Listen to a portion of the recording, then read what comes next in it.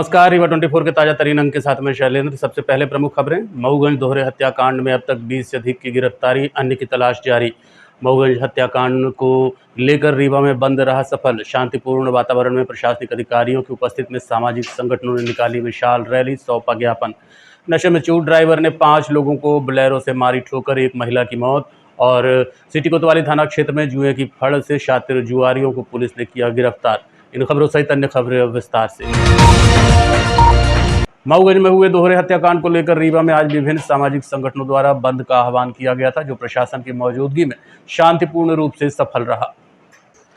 मऊगंज में हुए दोहरे हत्याकांड को लेकर रीवा में आज विभिन्न सामाजिक संगठनों द्वारा बंद का आह्वान किया गया था। मऊगंज में हाल ही हुए दोहरे हत्याकांड ने पूरे देश में आक्रोश फैला दिया है। मृतकों के परिजनों और स्थानीय लोगों ने आरोप लगाया कि प्रशासन ने इस मामले में लापरवाही बरती है।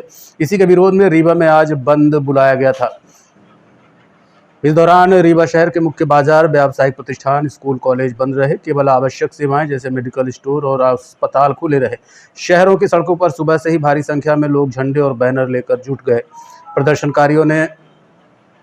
प्रदर्शनकारियों ने बाइक रैली भी निकाली, जिसमें वे नारेबाजी करते नजर आए। शहर में किसी भी अप्रिय घटना को रोकने के लिए एसपी, कलेक्टर और अन्य प्रशासनिक अधिकारी मौके पर मौजूद रहे। सुरक्षा के मद्देनजर जगह जगह पुलिस बल तैनात किया गया था। अधिकारियों ने प्रदर्शनकारियों से शांति बनाए रखने की अपील की, जिसका सभी संगठनों ने पालन किया। क्या कहना है सामाजिक संगठनों का, आप सुनिए।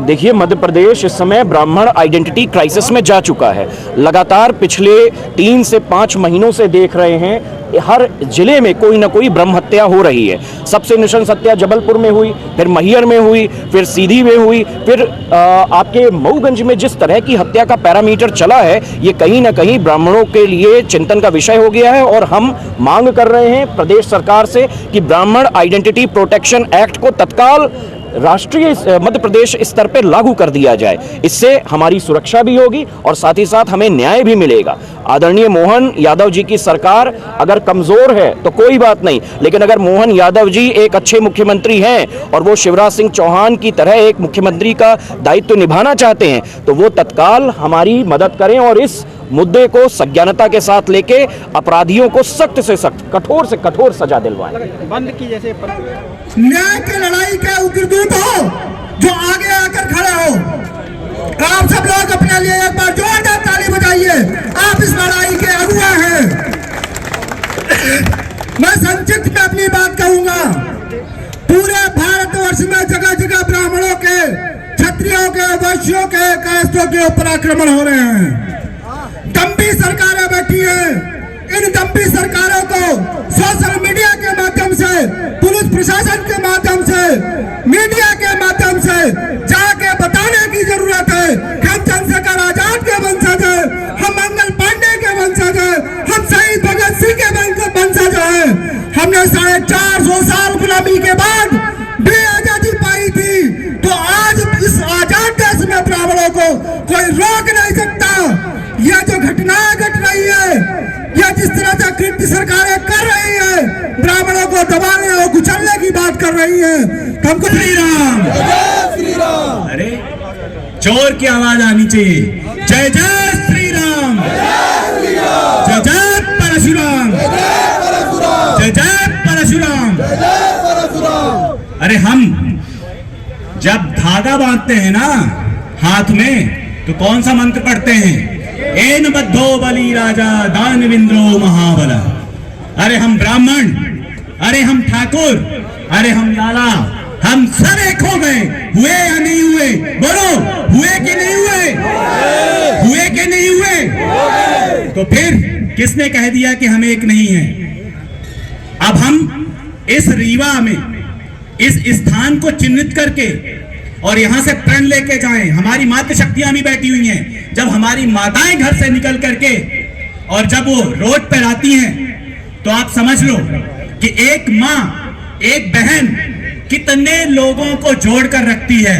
चाचा के, मामा के, दादा के, नाना के, नानी के, कितने सारे लोगों को जोड़ कर रखती है। तब वह समाज बनता है, वह परिवार बनता है। हम उस परिवार के लोग हैं। किसने कह दिया कि अलग अलग है? कौन कह रहा है कि हम नेतागिरी कर रहे हैं? बिल्कुल नहीं। हम सब अपने समाज के लिए खड़े हैं। यहाँ पर किसी का, कोई एक भी व्यक्ति का कोई व्यक्तिगत स्वार्थ नहीं है यहाँ। और यहाँ से हम प्रण करके जाएंगे कि जिस तरह की घटनाएं ब्राह्मण समाज पर, क्षत्रिय समाज को जेलों पर धकेल दिया गया, आज क्या बुलडोजर चलाया गया? प्रशासन में दम हो, सरकार में दम हो, बुलडोजर चला करके दिखाए। सिर्फ एक व्यक्ति के समाज को आप टारगेट कर रहे हो, सवर्णों को टारगेट कर रहे हो। पिछले वर्ष हमारे साथ भी वही घटना हुई मैयर में। पिछले वर्ष उन्हीं समाजों का विवाद हुआ, हम समझौता कराने गए तो हमारे ऊपर ही मुकदमा ठोक दिया गया। ये तो सिर्फ एक सिंगल समाज को टारगेट बनाकर किया जा रहा है। मेरे आदरणीय साथी भाइयों, अगर आप लोगों में, अगर पूरे प्रदेश के ब्राह्मण, क्षत्रिय समाज एक हो जाए,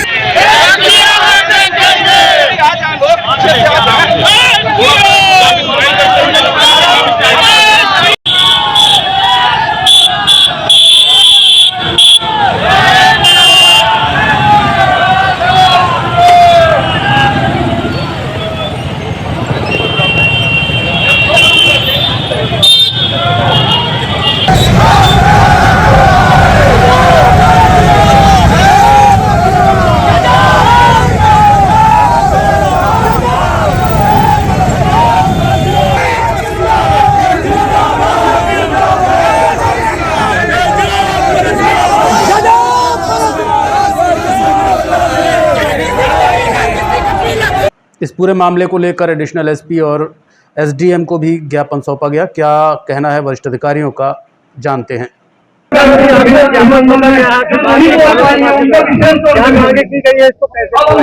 इसमें 7-8 बिंदु है उनके ज्ञापन में। तो मुख्य रूप से जो अपराध की जो घटना घटित हुई है उसके ऊपर कार्रवाई की मांग है कि उसमें जो है त्वरित और कड़ी से कड़ी कार्रवाई की जाए, तो वो कार्रवाई की जा रही है।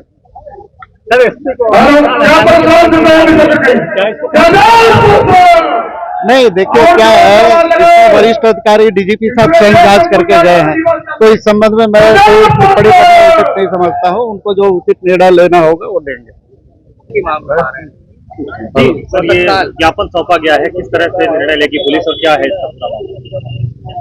मऊगंज में जो एक हत्या हुई है, यहाँ पुलिसकर्मी भी जो है घायल हुए हैं और एक पुलिस अधिकारी शहीद हुआ है। उस घटना को लेकर के कई संगठनों ने मिल करके जो है यहाँ पे एकत्र हुए हैं। उनने एक ज्ञापन भी जो है एडीएम साहब को दिया है। उस ज्ञापन में कुछ बिंदु हैं, उस बिंदु को लेकर के उनने एडीएम को जो दिया है वो एडीएम साहब जो युक्त स्थान है वहां पे भेजेंगे। मऊगंज हत्याकांड में अब तक 20 लोगों की गिरफ्तारी की जा चुकी है, जबकि अन्य की तलाश जारी है। मऊगंज हत्याकांड पर पुलिस ने ताबड़तोड़ कार्रवाई करते हुए अहम सुराग एकत्रित कर 20 से ज्यादा आरोपियों को गिरफ्तार किया है और संदिग्धों की पहचान लगातार कर दबिश देकर हिरासत जारी है। दरअसल घटना को अंजाम देने वाले आरोपियों की संख्या काफ़ी ज़्यादा है। लगातार प्रभारी आईजी साकेत पांडे और कमिश्नर बीएस जामोद पूरी घटना पर नज़र बनाए हुए हैं। रीवा से लेकर मऊगंज तक प्रशासन एक्शन मोड में है। पुलिस ने घटनास्थल में इस्तेमाल किए गए लाठी डंडे, कुल्हाड़ी, बका सहित मृतक युवक के पिता की छीनी हुई राइफल व मोटरसाइकिल भी बरामद कर ली है। बता दें कि इस घटना की जांच के लिए अलग अलग टीमें गठित की गई हैं। साथ ही एसएफएल साइबर सेल की भी मदद ली जा रही है। पूरे घटनाक्रम के बारे में अभी तक की कार्रवाई के बारे में जानकारी देते हुए एडिशनल एसपी अनिल सोनकर ने क्या बताया, सुनिए। पहले विवेकानंद पार्क में लोग इकट्ठा हुए, वहाँ से कुछ लोग निकले शहर को बंद कराने, शांतिपूर्ण तरीके से रहा। फिर घूमते हुए वापस चले गए विवेकानंद, वहाँ पे उनका ज्ञापनबाजी हुई है। ज्ञापन उन्होंने दिया है। एडीएम और एडिशनल एसपी जाके ज्ञापन लिए हैं और उस ज्ञापन को देखा जा रहा है, तदनुसार अग्रिम कार्रवाई की जाएगी। सर, कितने आरोपी बनाए गए मामले में? देखिए, मऊगंज की घटना को लेकर उनका आक्रोश रहा, उन्होंने ज्ञापन दिया और संगठनों ने बात रखी। मऊगंज में हमारे लगभग 20-22 लोग हिरासत में हमारे हैं। लूटी गई राइफल वो भी हमने जब्त कर लिया है और आरोपियों की गिरफ्तारी भी उसमें हो रही है लगातार। और जहाँ तक मैं समझता हूँ कि जो मुख्य आरोपी हैं हमारे कब्जे में हैं, और पूछताछ चल रही है और बहुत जल्दी सभी आरोपियों की गिरफ्तारी हो जाएगी और वो जेल दाखिला हो सर, एक जाएगा। तथाकथित पत्रकार और एक पूर्व सरपंच का नाम भी सामने आ रहा है, कौन है वो लोग? देखिए, जो तथाकथित पत्रकार या सरपंच की बात है, पुलिस को जो पॉइंट मिलते हैं उसको तस्दीक करने के लिए बुलाया जाता है, उनको पूछा जाता है, क्योंकि बड़ी घटना थी। एक यंग आदमी की डेथ हुई और एक पुलिस वाले की डेथ हुई। तो जब भी कहीं से हमको सूचना मिलती है तो हम उसको तस्दीक करने के लिए बुलाते हैं। उस तस्दीक करने का मतलब ये नहीं होता कि वो आरोपी हैं, वो आरोपी हैं। जैसी स्थिति होती है वैसी कार्रवाई की जाती है। मैं आपको आश्वस्त करूंगा कि किसी भी गलत आदमियों को इस प्रकरण में नहीं डाला जाएगा और अगर कोई किया है तो उसको छोड़ा भी नहीं जाएगा। सर, प्रोटेस्ट कर रहे हैं सामाजिक संगठन के लोगों की मांग थी कि आरोपियों को फांसी दी जाए और उनके घर पर बुलडोजर की कार्रवाई की जाए। क्या फांसी और बुलडोजर कार्रवाई? देखिए, फांसी हमारा काम नहीं है, न्यायालय का कार्य है। और जो बुलडोजर की कार्रवाई है, माननीय सर्वोच्च न्यायालय ने उसमें एक गाइडलाइन इशू की है, उस गाइडलाइन का ही पालन हम लोग करते हैं। और भीड़ अलग है, नियम अलग है, दोनों चीज़ें अलग हैं। मोबाइल में लाइव वीडियो मिला है, जब घटना हो रही थी तब पत्रकार भी मौजूद था, लाइव वीडियो बना था। ये चीज़ें विवेचना की भी बातें हैं, इस पे मैं कुछ कहना नहीं चाहूँगा। सर, घटना का मुख्य कारण क्या था, अब तक क्लियर नहीं हो पाया? बहुत जल्दी आपको बता दिया जाएगा, लेकिन अभी तक की जो जांच में पता चला है कि कोई पूर्व नियोजित नहीं समझ में आ रहा है। तात्कालिक आवेश, उद्देश्य और तात्कालिक नाराजगी, गुस्से में आने के बाद घटना कारित हुई है। जो विवेचना का विषय है, हम विवेचना कर रहे हैं, बहुत जल्दी आपको पूरा डिटेल दे देंगे। रीवा सिटी कोतवाली थाना क्षेत्र में बीती रात जुए की फड़ संचालित कर रहे शातिर जुआरियों को घेराबंदी करते हुए सिटी कोतवाली पुलिस ने गिरफ्तार किया है। बीती रात सिटी कोतवाली थाना प्रभारी अरविंद सिंह राठौर को सूचना मिलने के बाद तत्काल घेराबंदी करते हुए फोर्ट रोड मच्छरदानी के पास एक मकान में दबिश दी गई। मकान के तीसरी मंजिल के ऊपर 5 की संख्या में जुआरी हार जीत का दांव लगा रहे थे, तभी पुलिस ने दबिश देते हुए आरोपियों को गिरफ्तार कर लिया। पकड़े गए आरोपियों में शातिर जुआरी इखलाक खान निवासी बिछिया सहित जानू खान बिछिया, आलेख सोनी कटरा व अन्य 2 शामिल हैं। आरोपियों के पास से नकदी सहित ताश की गड्डी बरामद की गई है। बताया जा रहा है कि बिछिया निवासी इखलाक खान के ऊपर पहले से जुए के संबंध में कई मामले दर्ज हैं, जिसे बीती रात सिटी कोतवाली थाना क्षेत्र के फोर्ट रोड से गिरफ्तार किया गया। सभी आरोपियों के खिलाफ जुआ एक्ट के तहत कार्रवाई की गई है।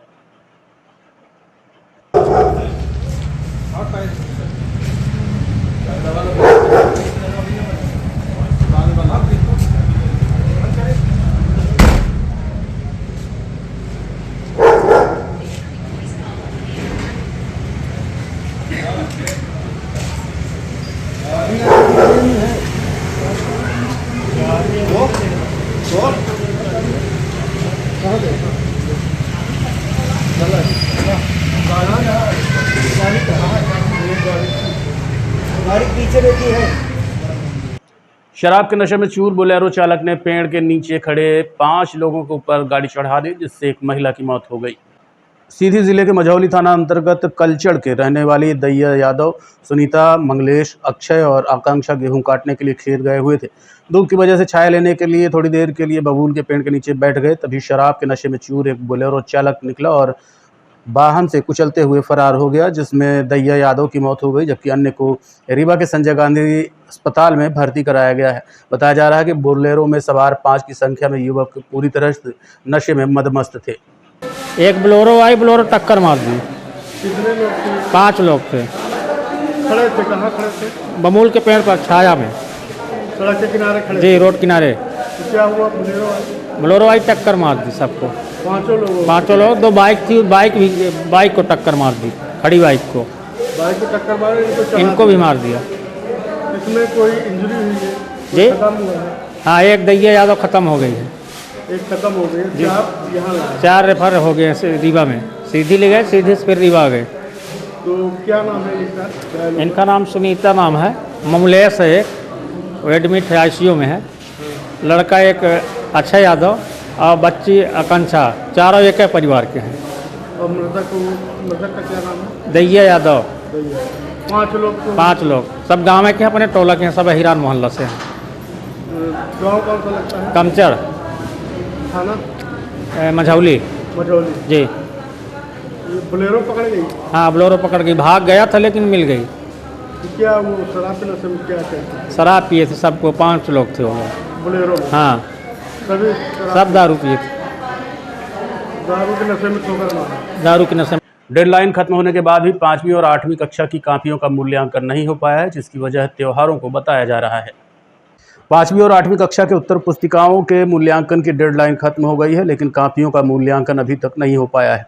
आपको बता दें कि 7 मार्च से मूल्यांकन शुरू हुआ था, जो 17 मार्च तक पूरा हो जाना था, लेकिन मूल्यांकन के लिए चिन्हित 434 शिक्षक लगातार ड्यूटी में उपस्थित नहीं हो पाए, जिस वजह से मूल्यांकन नहीं हो पाया। हालांकि इसकी एक वजह त्योहारों को बताया जा रहा है। आपको बता दें कि 5वीं की करीब 9,349 उत्तर पुस्तिकाएं मूल्यांकन के लिए बची हैं, वहीं 8वीं की 40,353 उत्तर पुस्तिकाओं का मूल्यांकन नहीं हो पाया है। ऐसे में इस बार 1 अप्रैल से नया शैक्षणिक सत्र शुरू होने पर छात्रों को दिक्कतों का सामना करना पड़ेगा।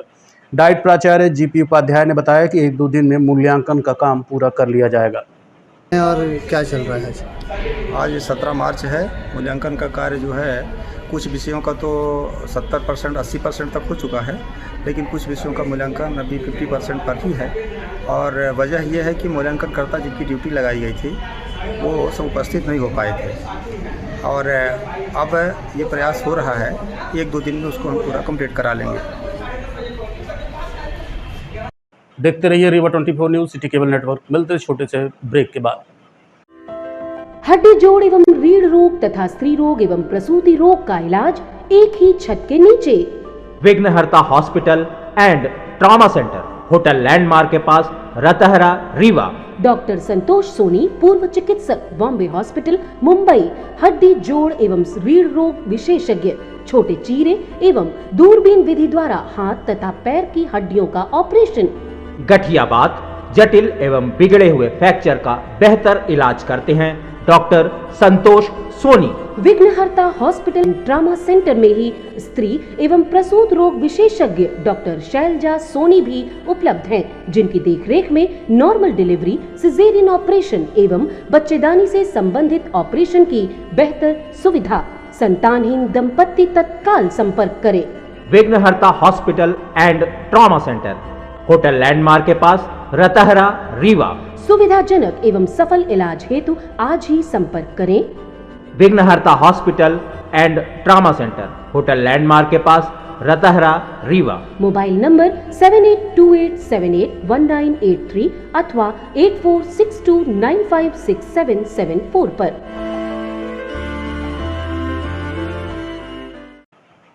भ्रष्टाचार मिटाओ, चारों ओर शोर है, जेब में बताओ कौन चोर है। हाथ से ठेठ बकलोली कवि सम्मेलन में कवियों ने जमाया रंग, चढ़ गया भंग, दिलीप आडवाणी को मिला महाबकलोल का ताज। रीवा में होली के उल्लास और रंगों की उमंग को साझा करने के लिए हिंदू उत्सव समिति द्वारा भव्य होली मिलन का आयोजन किया गया। कार्यक्रम में शहर के गणमान्य नागरिकों सहित सामाजिक कार्यकर्ताओं और स्थानीय निवासियों ने बड़ी संख्या में भाग लिया। होली के अवसर पर हिंदू उत्सव समिति धर्म परिवार द्वारा पद्मधर पार्क में होली मिलन कार्यक्रम, होली ठेठ बकलोली, हास्य कवि सम्मेलन व होली ऑर्केस्ट्रा संगीत नृत्य के साथ सोमवार को हास्य ठहाकों के बीच धर्म परिवार के अध्यक्ष गुरमीत सिंह मंगू के नेतृत्व में संपन्न हुआ। होली मिलन समारोह में देश के कई ख्याति प्राप्त कवियों के साथ ही विंध्य की प्रसिद्ध गायिका रीति सरगम पांडे व उनकी संगीत टीम ने भाग लिया। इस कवि संगोष्ठी का संचालन प्रसिद्ध कवि ठाकुर इलाहाबादी करते हुए अपने रचित कविताओं से मौजूद सभी के अंदर उत्साह भरा। वह कहा कि हमारे मित्र हैं मंगू भैया, व्यक्ति सच्चरित्र हैं मंगू भैया, मस्त मौला कोई परवाह नहीं है, बड़े विचित्र हैं मंगू भैया। वहीं जूनागढ़ राजस्थान से पधारे संत कवि ने वाणी वंदन, ऐसा मुझे प्यार दे गीत दे, स्वर शारदे सुनाया। तो ब्रजमोहन रसिया कौशाम्बी यूपी से गंजा आदमी अपने आप में महान है, गंजे की एक अलग पहचान है। झूसी प्रयागराज से पधारे कवि गंगा प्रसाद त्रिपाठी मासूम ने अपनी रचना में कहा कि भाजपा में कई ओवैसी, धत तेरे की ऐसी तैसी। कोटा राजस्थान से पधारे हास्य कवि सुशील कलवार ने भ्रष्टाचार मिटाओ, चारों तरफ शोर है, सबका हाथ एक दूसरे की जेब में, बताओ कौन चोर है। वहीं देवेंद्र नटखट ने मदारी को देखकर जमूरे पर यकीन मत करना, जुल्फे देखकर जूड़ों पर यकीन मत करना की रचना सुनाया तो स्थानीय युवा रचनाकार सिद्धार्थ श्रीवास्तव ने भी अपनी ओजपूर्ण कविता पाठ से सभी को होली के बकलोली में मस्त कर दिया। मौके पर कार्यक्रम के आयोजक अध्यक्ष गुरमीत सिंह मंगू ने कहा कि होली पर्व को लेकर जो हमारी संस्कृति, हमारी सभ्यता है, उसे लोग भूलते जा रहे हैं।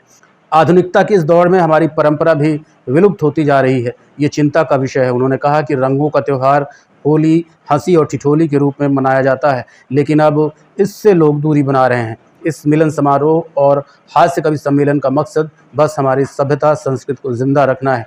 कार्यक्रम के दौरान महाबकलोल चयन उपस्थित किया गया, जिसमें 4 बकलोलों में से पर्ची निकालकर महाबकलोल 2025 का ताज दिलीप ठारवानी को दिया गया। जोरदार तालियां, तालियों में दम होना चाहिए, दिखना चाहिए तालियां बची, तय होना चाहिए कि हाँ सही में हमने। वाह वाह, मंगू भैया मंच पर आ गए हैं साहब, बहुत होशियार आदमी है साहब, इतना होशियार आदमी नहीं मिलेगा। कविता से प्यार सच्चा है, कब तक आप कहेंगे कि अभी बच्चा। एक बार जोरदार तालियां सिद्धार्थ श्रीवास्तव, रीवा, मध्य प्रदेश। तालियां भी कमजोर हैं। कोट पैंट टाई रुमाल कुर्ते पर धोती है, लेकिन मोची की निगाह केवल जूते पर होती। जोरदार तालियां नटखट जी के लिए। पद पूर्णता अस्थायी है, पद पूर्णता अस्थायी है, किसी भी क्लेम और स्थानांतरण का नहीं है प्रावधान। सावधान सावधान सावधान, कुछ विशेष सूचनाएं। प्रिया पूरी तरह से तैयार होकर आए और पूर्व पत्नी या प्रेमिका का अनापत्ति। मैं बताता हूँ, गुरुजी ने चेले को समझाया, लंबा होने के लिए ताड़ासन करो। चेला गुरु के ज्ञान को चोटी में गांठ लगाकर गाड़ने लगा और निस्दिन नियमित पड़ोसिन को ताड़ने। नहीं हुआ। बकलोल का मतलब होता है कि बकलोल बन के सबको बेवकूफ बनाना, मेरा ऐसा मानना है। तो इस तरह का एक आदमी हमने बड़े मेहनत से, बड़े प्रयास बहुत हुआ उसके लिए, सबने प्रयास किया। हिंदुत्व समिति के सुमित पांजवानी तो लगता है साईं मंदिर में दरबार भी गए भगवान से बोलने के लिए कि साहब हमें पता होता है कौन सा वाला बकलोल है। फिर ढूंढते ढूंढते एक बकलोल हमारे इनोवा और स्कूटी के पीछे दिखा। हम ढूंढते ढूंढते जब उसको पकड़ में आया तो हम धीरे से उसको मंच के पास ले आए है, यही आसपास आप लोग के बीच में, आप ही के अगल बगल बैठा होगा। तो हम ये चाहते हैं कि उस बकलोल को का सम्मान तो होना चाहिए। अगर उस बकलोल का सम्मान नहीं हुआ तो इस कार्यक्रम अधूरा रह जाएगा। सिद्धार्थ श्रीवास्तव जी रह जाएगा ना।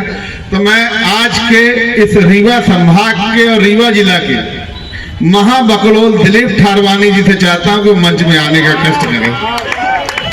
मैं आज के अंक में इतना ही। देखते रहिए रीवा 24 न्यूज। नमस्कार।